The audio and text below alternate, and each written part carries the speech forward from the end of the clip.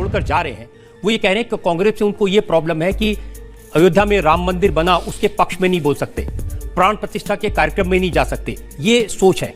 अभी बदत है भाई, अभी बदत है। नहीं, वो गलत है। राम मंदिर को पहली बार शिलान्यास के लिए किसने मौका दिया? राजीव गांधी जी ने दिया था ना। राजीव गांधी के समय पर ही राम मंदिर में पूजा करने के लिए मौका दिया था ना। ठीक है, तो वो कांग्रेस ने किया ना। फिर मोदी जी का क्या लेना देना है? सच है ना कि जो प्राण प्रतिष्ठा का कार्यक्रम हुआ उसमें कांग्रेस के लोग नहीं गए। क्यों नहीं गए? बहुत सारे लोग गए, क्योंकि मैं भद्राचलम राम मंदिर है, मैं वहां गया था। मोदी जी नहीं आए वहां पर। क्यों नहीं आए? मैं मुख्यमंत्री होते ही राम मंदिर में गया। Bhadrachalam one of the famous Ram ji का मंदिर है, मैं गया। मोदी जी नहीं आए। मोदी जी क्या राम की भक्त है? जो कांग्रेस छोड़ के जाने वाले वो नेता हैं वो कहते हैं कि साउथ लॉबी का कब्जा हो गया कांग्रेस पार्टी के ऊपर। फिर पूरा यूपी वाले, आप साउथ तेलुगु वाले 42 एमपी से, out of 42 we have got only one cabinet minister. एक ही है, एक बोले तो एक, किशन रेड्डी जी। मैं रजत शर्मा जी, मैं आपसे एक सवाल पूछना चाहता हूं नरेंद्र मोदी आपके माध्यम से। गुजरात में 28 एमपी से 7 कैबिनेट मिनिस्टर्स मिला हुआ है गुजरात को। आपको यूपी में 62 है, 12 कैबिनेट मिनिस्टर्स मिला है। प्राइम मिनिस्टर से लेकर डिफेंस मिनिस्टर, होम मिनिस्टर, सब सारे मिनिस्टर आप ही लोग कब्जा कर लिए। प्राइम मिनिस्टर आप ही ले लिए, वाइस प्रेसिडेंट ऑफ इंडिया आप ही ले लिए, प्रेसिडेंट ऑफ इंडिया आप ही ले लिए, सब सारे आप ही ले लिए, स्पीकर आप ही ले लिए, कौन से राज्यसभा के चेयरमैन वाइस चेयरमैन आप ही ले लिए। हमको क्या दिए? हम इस देश में हिस्सा नहीं है क्या? साउथ हिंदुस्तान में नहीं है, साउथ के लिए प्राइम मिनिस्टर नहीं है मोदी जी, क्यों हमारे? लेकिन आजकल जब मोदी जी जाते हैं तमिलनाडु में, तेलंगाना में, तो बहुत भीड़ आती है, बहुत लोग मोदी मोदी करते सुनाई देते हैं। वो कभी कभी पिक्चर में हंसी मजाक रहा तो भी हम जाके बहुत बार बार देखते हैं। वो भी सक्सेस होते हैं। जो इलेक्शन पोल्स हैं उनके हिसाब से तीसरी बार भी प्रधानमंत्री नरेंद्र मोदी का ही नंबर है, और वो खुद भी कहते हैं कि इस बार 400 पार। तो इसमें आपका क्या सेगमेंट है? नहीं, अभी नारा के लिए अच्छा है।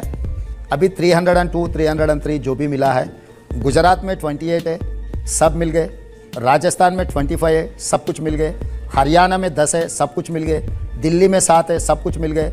यूपी में तो बीजेपी को 62 मिला, अलायंस के सबको मिला के कुछ कम 65-70 मिले। और बिहार में 1-2 छोड़कर सब कुछ मिल चुके हैं। हर जगह में 100% मिल गए, अदरवाइज 95%। ये सब सारे मिलने के बाद 300 नंबर तक पहुंच गए भारतीय जनता पार्टी।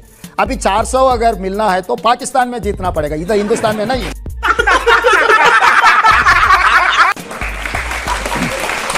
बस इलेक्शन के लिए हम लोग एक परसेप्शन क्रिएट करते हैं। केसीआर ने भी यही कहा था 100 सीट मिलने वाला है 119 में, मगर मिला 39। हाँ, तो मोदी जी भी ऐसे ही 400 कह रहे हैं, मिलने वाले 200 भी नहीं है। तो एक जनरल परसेप्शन क्रिएट करने के लिए politicians and WhatsApp university, Modi ji का बड़ा सक्सेस यही है ना। व्हाट्सएप यूनिवर्सिटी में तो 400 बना दिए। मगर इस बार तो ऐसा नहीं है। लोग सोच रहे बेरोजगारी, अभी सर्वे कुछ आया था, अभी कोई आया दिखा रहे थे, 62% of the population youngsters anti Modi. जो एसेंशियल कमोडिटीज का प्राइस 72% बढ़ गए। 400 रुपये सिलेंडर 1200 रुपये हो गए, 50 रुपये का पेट्रोल 100 रुपये 110 रुपये हो गए। हर चीज महंगा हो गए। He has promised every year 2 crore jobs, but I have asked one question in Parliament in 2023-22. He has replied, वो हिसाब से 20 crore जॉब देना था, मगर जवाब ये दिए 7,21,680 जॉब्स। 20 करोड़ जॉब देने का वादा किया था मोदी जी, दिया 7 लाख। और जनधन खाता में हर गरीब को 15 लाख रुपए स्विस काला धन ले आके खाता में डालने के लिए कहा था। आपके खाता में आया कुछ? भाई इधर कोई है क्या 15 लाख किसी को मिला? इतने सारे लोग आपको किसी को नहीं मिला। कोई किसान का लड़का है, किसान का बेटा है, किसान का इनकम डबल करते बोल के कहा था।